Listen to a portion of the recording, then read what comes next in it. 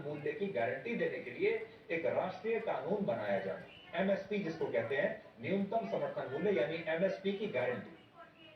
Minimum support price यानी MSP, और MSP का कॉन्सेप्ट एमआरपी के कॉन्सेप्ट जैसा ही होता है। जब आप सामान खरीदते हैं तो आपके सामान के पैकेट पर एक एमआरपी लिखा होता है, और इसमें एमआरपी और एमएसपी लगभग एक ही कॉन्सेप्ट है, जिसमें किसानों को यह गारंटी मिलेगी कि अगर बाजार में किसी भी वजह से उनकी फसलों की कीमतों में गिरावट आती है तो ऐसी स्थिति में भी उनकी फसलों की खरीद एक न्यूनतम कीमत पर की जाएगी, जिसे एमएसपी कहते हैं।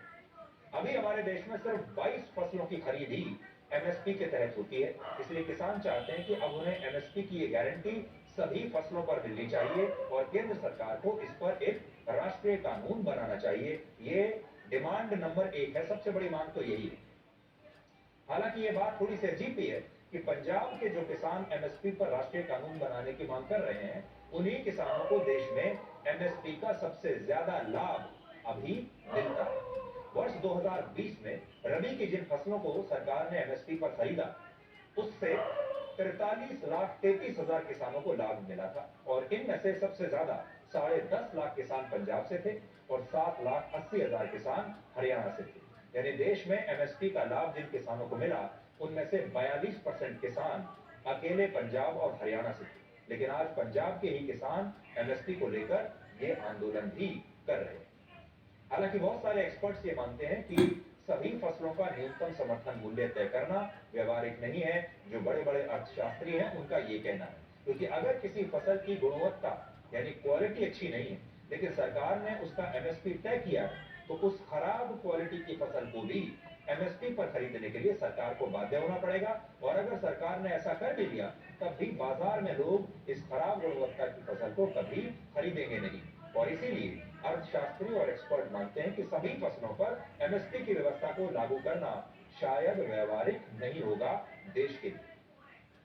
एमएसपी मुख्य रूप से धान और अनाज की फसलों पर लागू होता है, और सरकार जब फसलों की एमएसपी तय करती है तो उसका उद्देश्य यही होता है कि किसानों को उनकी फसल की लागत का 50% रिटर्न मिल जाए, जिसकी सिफारिश स्वामीनाथन आयोग ने भी अपनी रिपोर्ट में की थी। लेकिन अभी समस्या यह है कि हमारे देश में सभी किसानों को एमएसपी का लाभ नहीं मिल पाता, और इसीलिए एमएसपी के कॉन्सेप्ट को बहुत सारे एक्सपर्ट्स व्यवहारिक नहीं मानते। लेकिन आज राहुल गांधी ने एक बहुत बड़ी घोषणा की, और उन्होंने कहा कि लोकसभा चुनावों के लिए उन्होंने अपनी पहली गारंटी का ऐलान किया है, और कहा है कि अगर कांग्रेस की सरकार आई तो देश के 15 करोड़ किसानों से उनकी फसल एमएसपी पर खरीदी जाएगी, और कांग्रेस पार्टी स्वामीनाथन आयोग की सिफारिशों को लागू जरूर करेगी।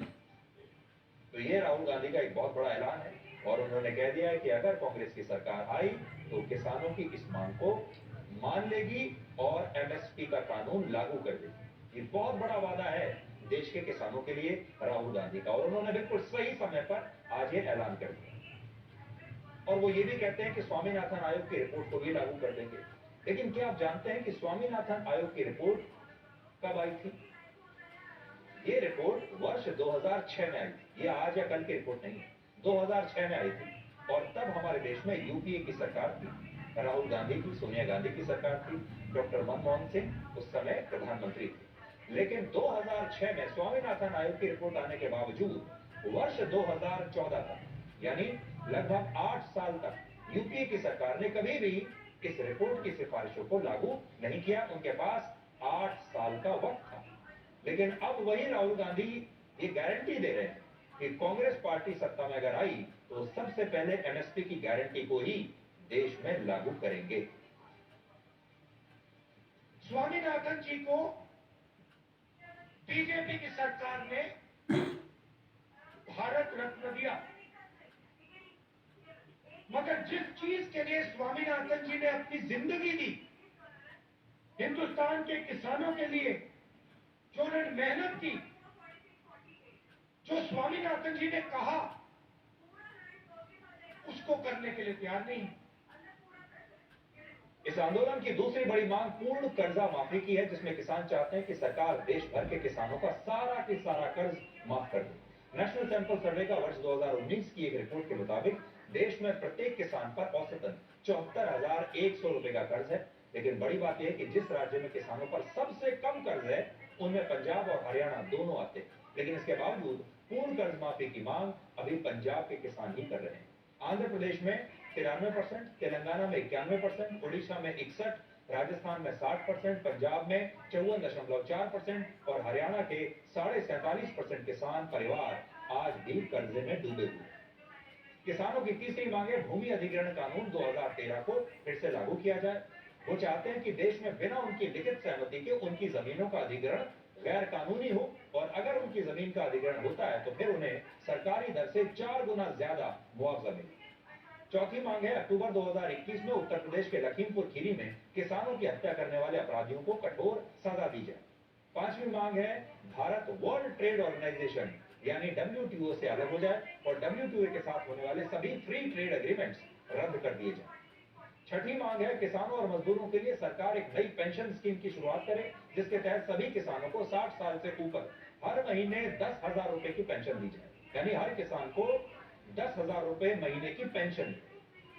सातवीं मांग है 2020 और 21 के किसान आंदोलन में मरने वाले लोगों को मुआवजा दिया जाए और मृतक किसानों के परिवारों से एक सदस्य को कम से कम सरकारी नौकरी मिले। आठवीं मांग बिजली संशोधन विधेयक 2020 को समाप्त किया जाए, जिसके तहत किसान बिजली दरों में मिलने वाली सब्सिडी का मुद्दा उठा रहे हैं। नौवीं मांग मनरेगा योजना के तहत हर साल मजदूरों को 100 की बजाय 200 दिन रोजगार की गारंटी हो और दैनिक मजदूरी को भी यानी रोज की जो मजदूरी है उसे बढ़ाकर 700 रुपए प्रतिदिन किया जाए।